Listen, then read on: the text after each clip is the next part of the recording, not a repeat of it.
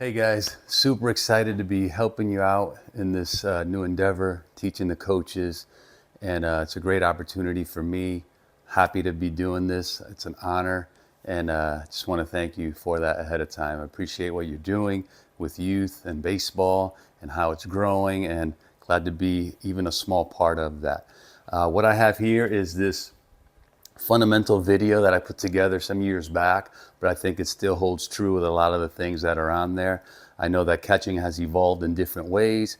However, this is going to show you some of the traditional things that you can teach young kids and even people who are new to the position. So we'll get started with that.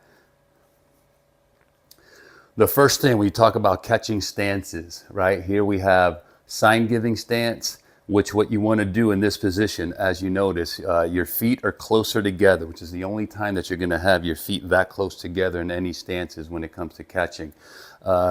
Close knees, right? So what they want to do is be close enough so that only the pitcher can see your signs and the middle infielders as you go up in age.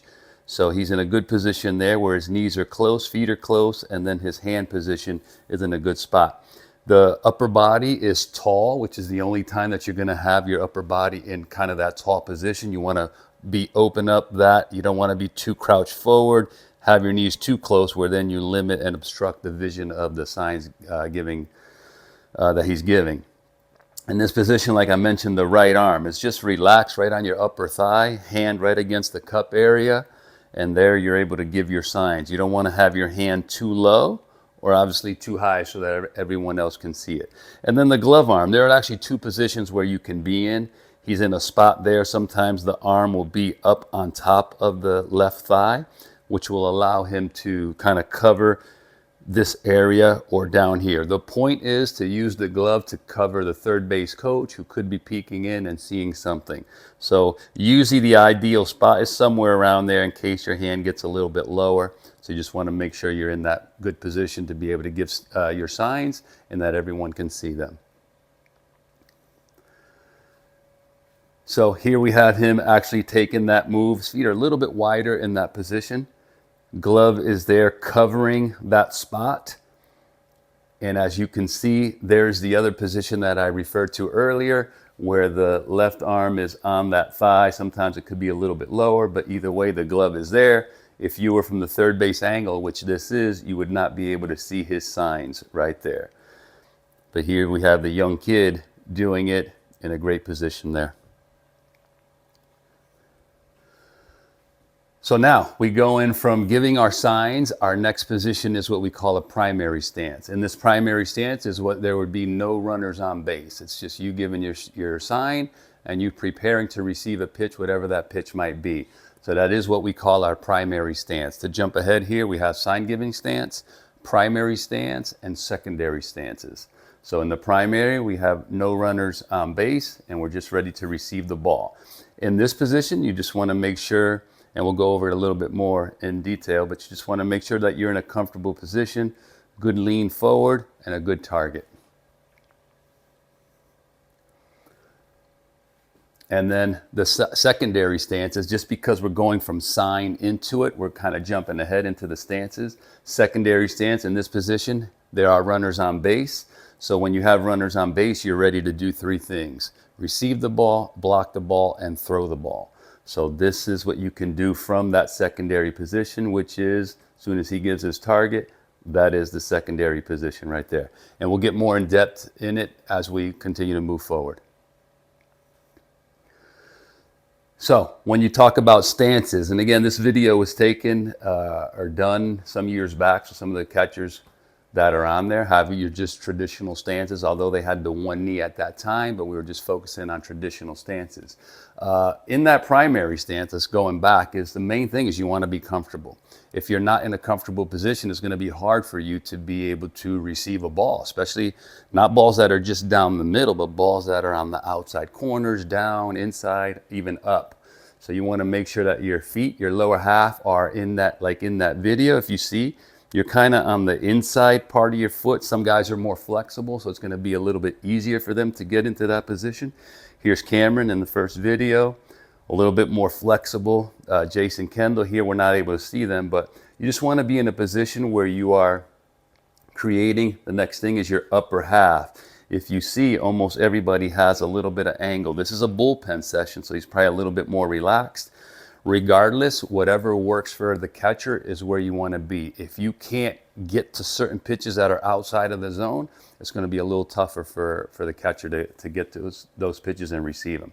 Your glove arm, you just want to make sure everybody is out in front of you. If you see where your glove arm is out in front of you. And then when we talk about glove position, we want to make sure that we are in a good position to receive the ball. Don't want to be too in awkward spots here. I want to be in a relaxed position. When I think of relaxed position, this is relaxed, I'm giving my target. This would not be relaxed. This would be a harder position to be in. So our glove, if we are going this way and showing the umpire this whole part of the glove, gives him a better view of also the pitch when it's crossing the plate. So we are here instead of here when we're receiving the ball. So give the umpire a wider view, tougher for him to see exactly where the ball is over the plate, giving you the advantage. And then right arm, right hand, this is where we want to be. If you see, everybody is in different spots, but usually your right hand is out of the way. Sometimes you'll be down there, kind of like Salvi is right there, or you'll even be kind of up in here where you'll have your position and your hand tucked in there. I don't think we have anyone showing that position.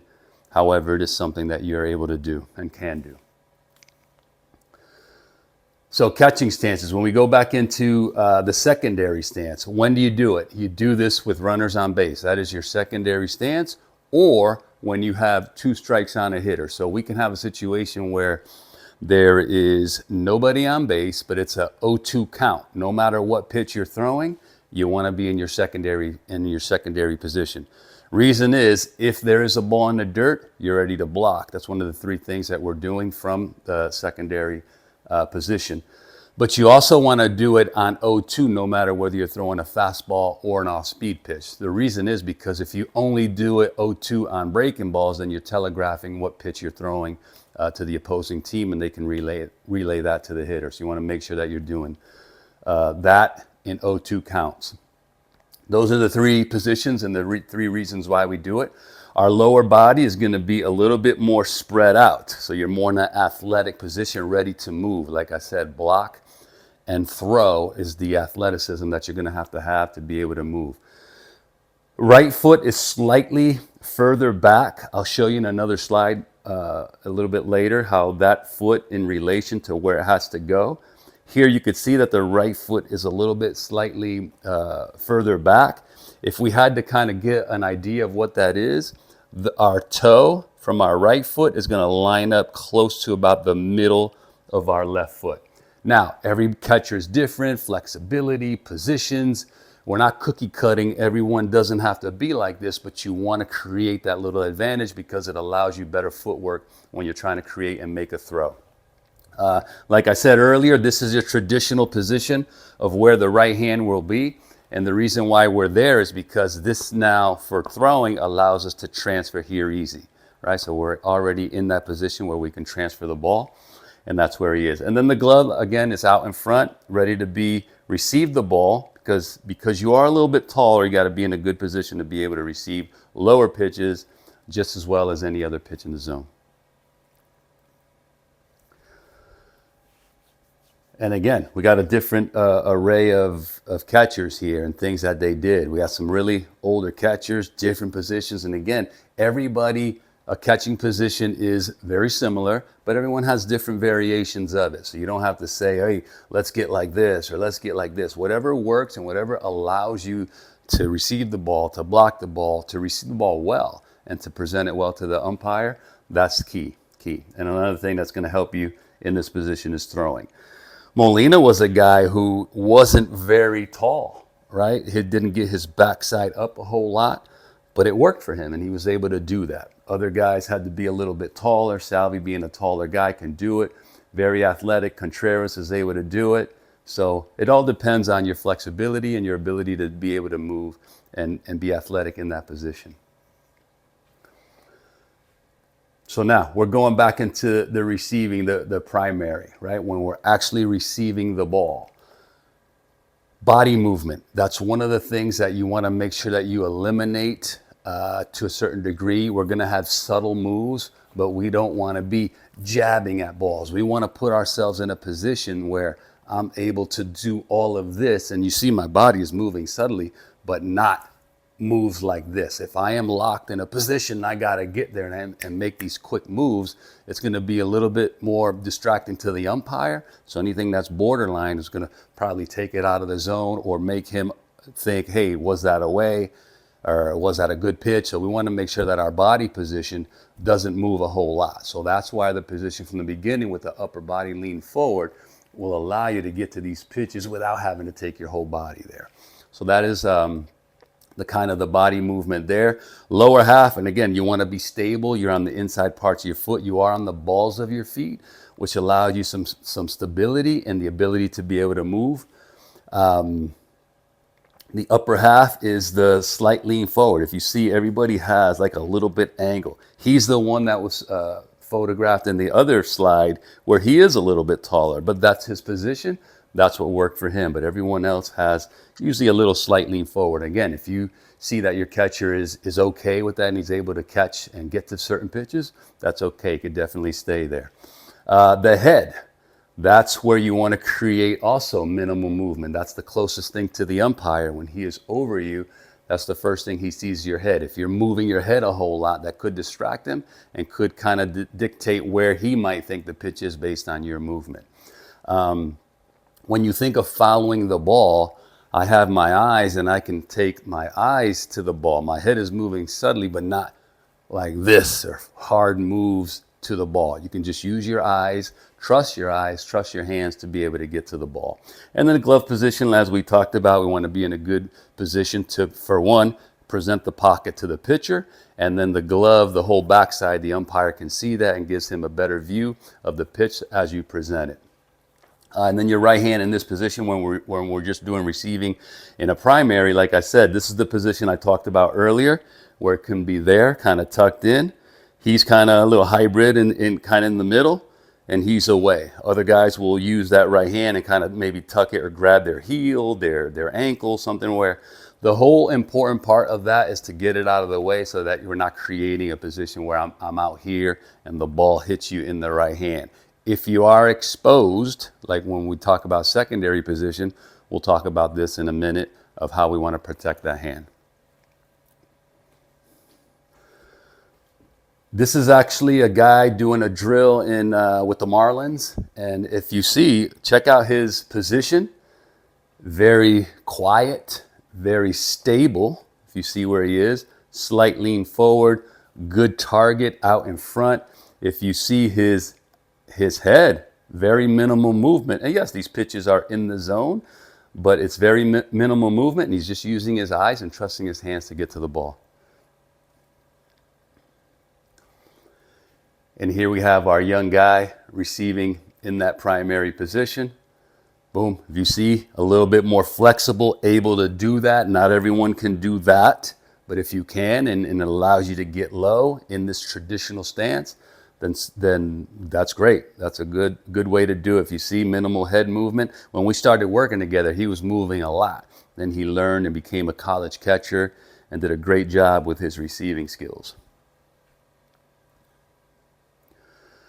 And then again, we're talking about receiving. So now we just jump right into the secondary position. As you see, the wider base, target out in front. His hand is out in front, ready to transfer for when a runner goes. Same thing with the head position, same thing with the eyes, out in front, good presentation.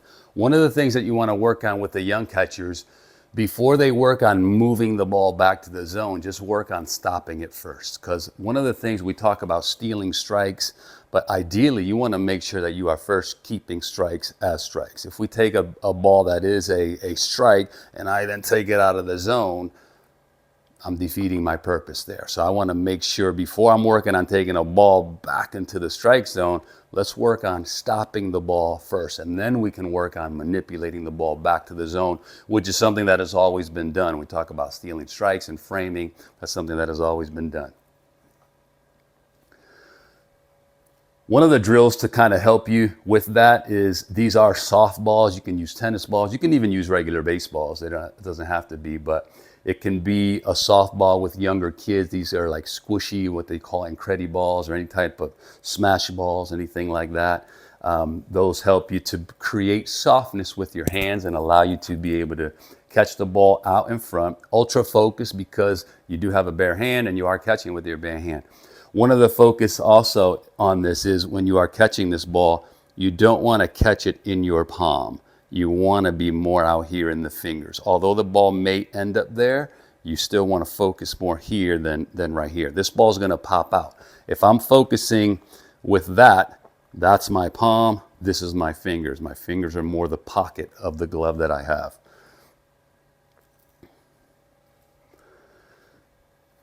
Talking about pocket, another receiving drill that we like to do is just being aware of taking the pocket to the ball. And when you do this drill, all he's trying to focus on here is taking the pocket there. And you are going to hear a difference in when the ball hits the pocket. If it hits here or in here, it has a different sound than that pop when it hits the pocket. So all this does, it focuses on bringing your pocket to the ball. And again, a drill that is used with different types of gloves now.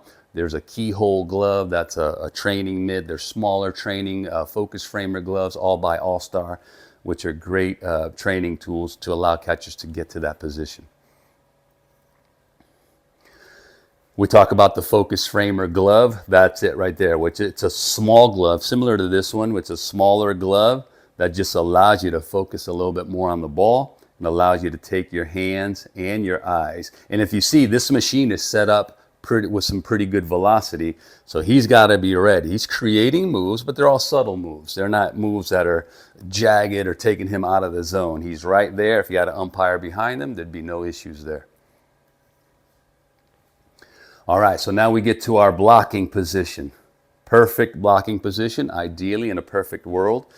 Just to go ahead and let you know, when we talk about blocking, we work on all these techniques that we're going to talk about. However, the most important thing is that you just get the job done, which is stop a runner from advancing and stop a runner from scoring. So a lot of times it's not going to always look pretty because I could have been late, I missed the ball, I didn't see it, shadows, whatever it might be. If we can keep the ball in front of us and stop a runner from advancing or scoring, we did our job, and that's going to be great from the dugout. That's all we're going to look for in that position. As you see there, again, stop the runner from advancing. Position, when you talk about base, you want to make sure that your knees are wide enough so that you can be low to the ground, right? You want to think of, there's two ways of thinking about it. You know, your knees drop. I think your knees in the lower half are slower than your glove. So if you just think of your glove, your knees may not get there. Have a focus of getting your knees down. The glove will get there because ideally we just have the knack to want to do this. We just want to make sure that we're getting down in time. All right. Our upper body always has a slight lean forward. If we are too tall and the ball hits us, the ball can go in different directions. If we have a slight lean forward, it's more apt to stay right in front of us. So we want to make sure that we're doing that.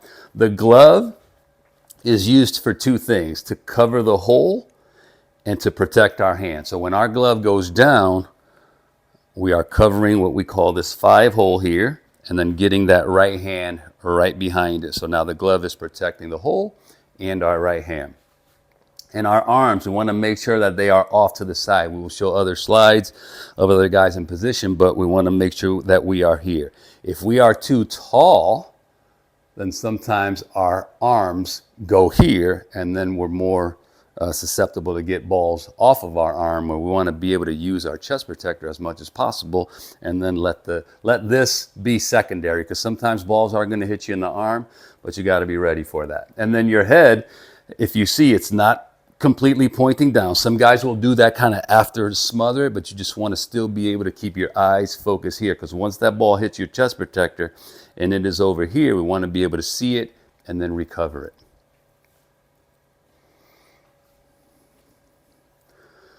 One of the biggest things is anticipate the ball being in the dirt. A fastball is not designed to be in the dirt, one of the hardest pitches to block. However, it doesn't take away from us trying to block it or stop it. That's one of the ways where we can usually get our glove down first, because again, our glove is faster than getting our knees down. Read the ball out of release point. If you call any off speed and you see the pitcher and he's throwing it, one of the ways to, and for one, anticipate it, but see it and pick up the ball is seeing it out of his release point. And then you'll know to make that decision quick whether to block the ball or not. Cutting the distance means that you don't want to just sometimes go straight down. Sometimes we have no choice and we kick out and we get down. But if I can cut the distance, go down my knees and go a little bit forward, I'm making that hop a little bit shorter. Longer hops are a lot harder to block. All right. And beat the ball, be on time means if I get down late, I'm not beating the ball to the spot. I might have a chance of that ball getting away from me. So I want to think of getting down in time. So I'm just there receiving the ball off of me. I'm there receiving the ball off of me. If I am moving at the same time as the ball is hitting me, the ball could ricochet a little bit further away. And then recovering the ball. One of the things after we block is we want to be able to recover the ball immediately to stop that runner from advancing. We teach runners to read the ball in the dirt and take off. A lot of that depends on the catcher. If he reacts quick, if he gets to the ball quickly, then it stops runners from advancing. Another great position, we see glove is down covering the hole, hand is behind the glove. Perfect block right there. If you see the angle of his head is still this way, he's using his eyes to see the ball for one and then pick it up after the fact. Although we don't get to see him recover the ball, but he's in a great position to be able to react to that ball. One of the drills that we like to do, especially with young kids, sometimes they're afraid of the ball immediately. And for one thing, you never want to start blocking from a far distance, right? It's normal reaction for us to get balls and kind of have that little hesitation when a ball is going to hit us. So we do these dry block drills where now they know the technique, they know how to get down. If you see here how he has, again, the wide base, good glove position, right hand behind, good angle, eyes out in front, he's in a good spot. So a dry block would be perfect for him to recognize that. And you can do that to each side. You do center blocks and then you do left and right. And here we have a dry block to the right side. So when we talk about getting to each side, and this would be separate drills that you can do, one of the focuses here is a push. You're pushing off with the left foot to get to your right side, and you're pulling with your right, and then you're taking your body that way. It's got to be quick. You want to work on quickness when you're doing this, but in this case, we just want to make sure that they're using that and feeling the lower half to actually push and drive to that side. And then it's just the opposite on the other side. Push off with the right, pull with the left, make sure you get your body there. Get your glove there in that position. These are harder to block. Left and right are harder to block than down the center, but it's something that you got to work on and be ready to attack. The next, as we progress in blocking, the next thing is just roll the ball. So now they're actually seeing where the ball is, because you're going to roll some here, you're going to roll some there, and you're going to move him around a little bit, but allow him to see the ball and center it. That's the whole goal there. So now as we progressively start going, now the ball's in the air, you're a little bit further back, and then you can progressively get to that. So allowing him to just see where the ball is, still get into position. And one of the things that this really focuses on is keeping your glove in that hole. We have a tendency sometimes as catchers to want to come up because it's like we're infielders and we're trying to do this. And it's okay to do that, right? However, we got to know that we are opening up that hole if we do that too soon. Many times I've seen catchers go down to block a ball, great position, glove came up a little bit too soon, the ball hit the dirt, didn't bounce up, stayed down, went through the legs, runner advanced or scored. Anticipated the ball well, saw it, got down, just that one little thing. And people tend to remember that one you missed where a run scored. So let's make sure that we're on our catchers to be able to help them and remind them of that. And then the same thing, rolling the ball to each side is very helpful so that they can, again, get that feel. Because you now have a ball actually being, even though it's rolled at you, you have something to focus on, and you can either get further if the roll is further away or not as much. The whole goal is for them to read that. And then and here we have the roll blocks to the left side, allowing him to see the ball going there. Now we advance a little bit. So now you're at a short distance and you're actually throwing the ball. Very soft. It's just so that they can actually see the ball coming at them, read it, and get down. With the focus being the positioning that he is on. Really making sure that you're doing that and creating that. Looking at positioning the whole time. Because the ball isn't being thrown that hard, it allows him to do this a little bit more efficiently and better.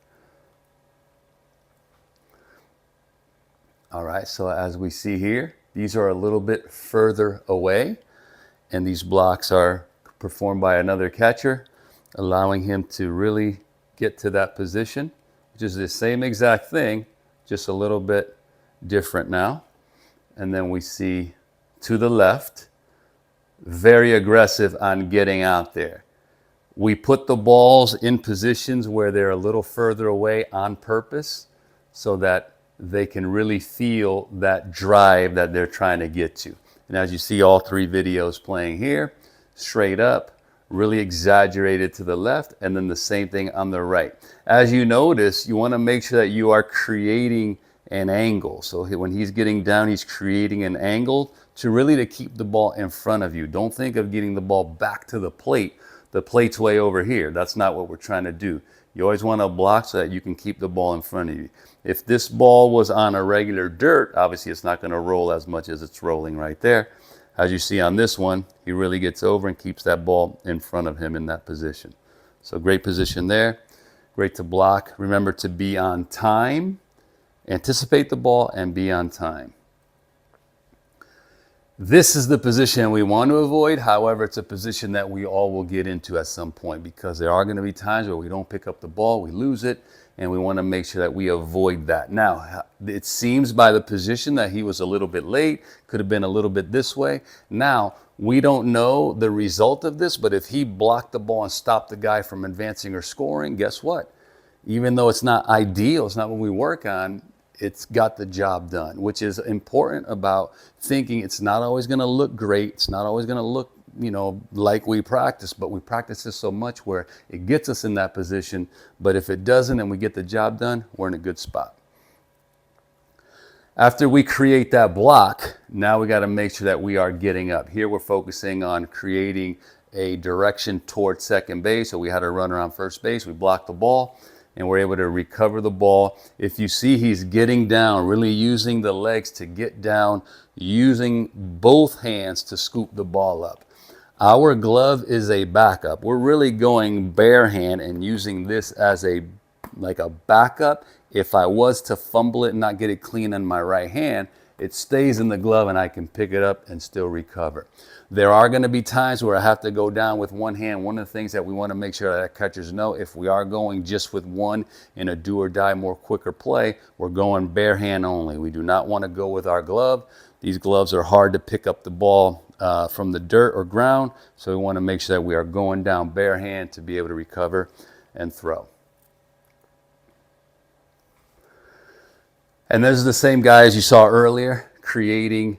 This drill is very good because now we do it with a machine. We used to do it back in the day where a coach throwing, which is very harder to recognize the ball. So here what you're doing is you're just changing. And sometimes you're trying to move the machine so that they don't see whether it's going to be in the air or in the block. So in this drill, this guy doesn't know if it's going to be in the air, but he's ready to block. You're already in a good receiving position.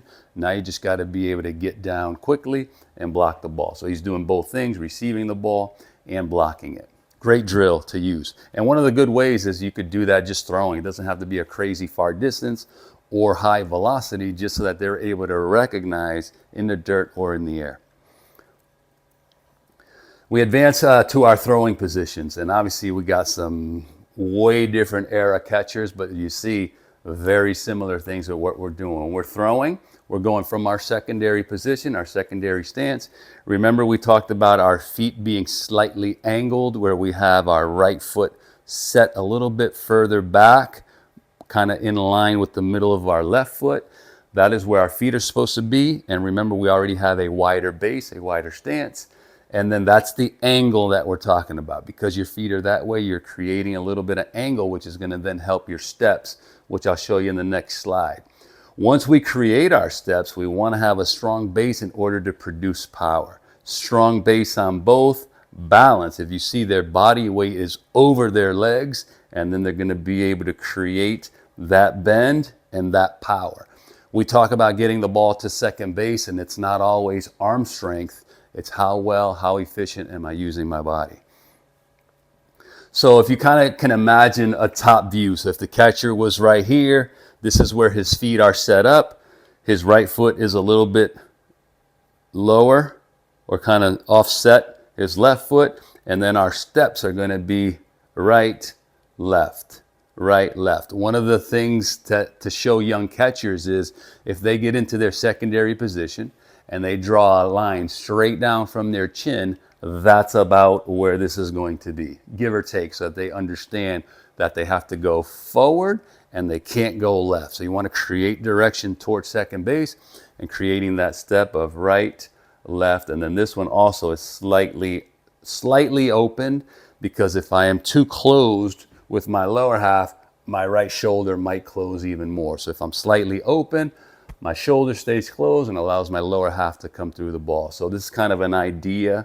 You can spray paint these on the ground, put tape, mark it somehow, and that way they get an idea of what the steps that they're supposed to take. When we talk about transferring the ball, right, that's how can I get it from my glove to my hand? I want to think of transferring that ball out in front of me, right? So I am here, but this is in front of me. I don't have to reach out. That's the part of stay back, let the ball come to you. I'm already in position here. Let it come to me here, and then I'm going to be able to transfer. If I go get the ball, that's time, and we're talking about tenths of a second that make a huge difference in that. Ball in hand early. One of the reasons why we transfer in front is because if I transfer in front, now I have time to have possession of that ball, get a good grip, and I'll have more power and more control. If I am creating a late transfer back here, my lower half might be set. I might fumble here, then I got to double pump, hesitate, or maybe even not throw. Glove path is making sure that we are here as opposed to going down. Once I catch that ball, I want to keep everything short so that I can release the ball, not catch the ball, bring it down here, and it makes everything long, and that's time when we come to thinking of our time. Right hand, power position. If you see, they're all in a similar spot, but they're all different catchers, different human beings. They're going to be different, right? Different flexibility, all those things that we talked about. But it is in a power position. You probably heard so many times, yeah, catchers throw from their ear. No, it's short. No one throws from their ear, because I don't throw from here, but I'm in the position. So that's where that term came from, and that creates a shorter, more efficient power position. And then the separation of this, of creating that is the separation. And if you do and you separate right, you're going to be in the position where they are right there. And then you see the arm angle, right? Because you don't want your elbow to be down here. Once you're down here, you're either going to stay under it, the ball's going to tail, or you're going to have to come back up. And again, that's time, and that's not being efficient. This is probably one of the best transfer drills that catchers from everywhere do, right? And this is off of a machine, but all it does is, because you eliminate the lower half, it allows you just to focus on getting that ball out in front of you and into the hand early. Ideally, you want to transfer at your midline, which is about right here. We want to try to avoid too far back. It doesn't mean that you won't be here transferring, but you don't want to be back here as you're transferring. So if you just think of getting that ball there, and then as you turn, it's already close to your midline.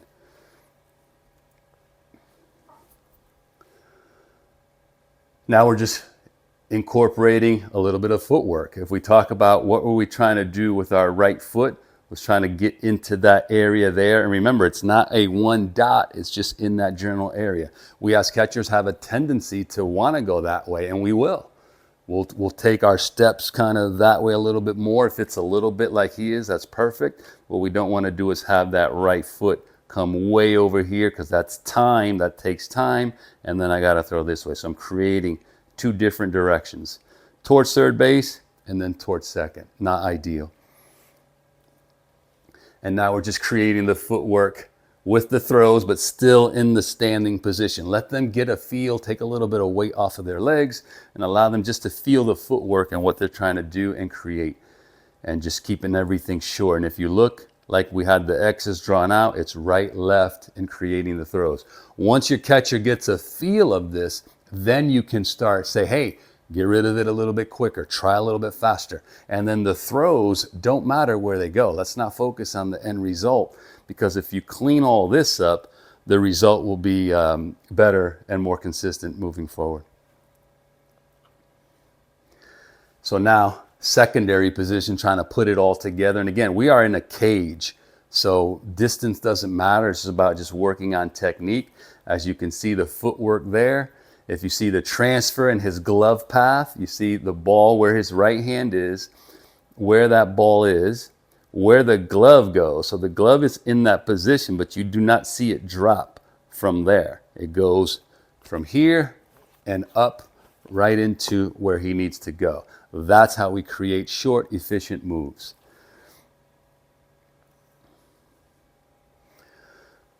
That's our right-handed hitter. One of the things doing that allows you to kind of feel and know, all right, I can't go that way. Because like I said, we have a tendency to want to go that way. When we have a left-handed hitter, many times we'll go a little bit more, but we want to create and think that, all right, I want to keep my direction short with the right foot, and then create direction towards second base.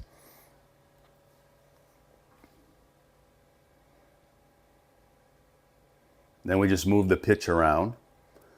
So if we have a pitch that's outside of the zone, we don't step towards that pitch. That's time. We track the ball, we take our glove there, and we try to keep our direction. If the pitch was further away, it's either going to be a no throw, or I may have to go out there kind of simulating a pitch out, but we want to get used to getting the ball in the general zone where I can bring that thing right back to me. Here we have a video of, if you can see what he did right there, just kind of what we talked about. And that was one of the things, one of my former catchers, who's actually in the major leagues right now.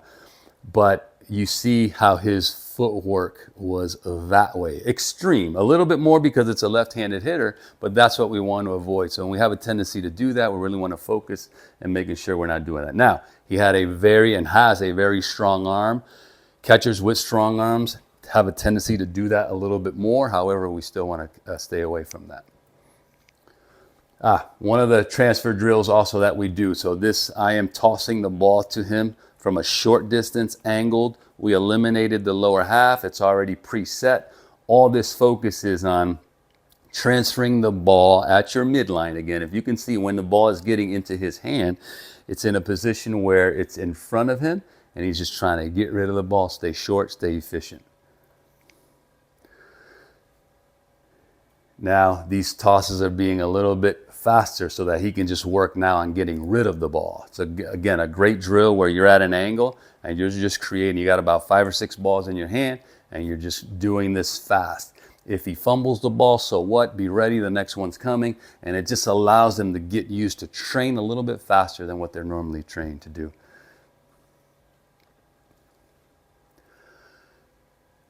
The work that goes into all this stuff is little work. It's important work, and these little things make a huge difference.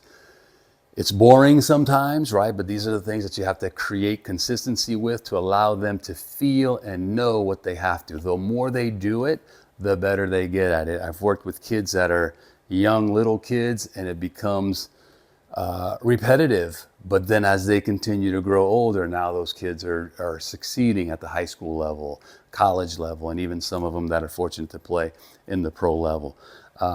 But again, important. Thank you to the guys who participated in this video. I always thank them. Without them, I could not have done this video. But continue to work on your guys. It's a fun position. I remember being young and just because you're constantly involved.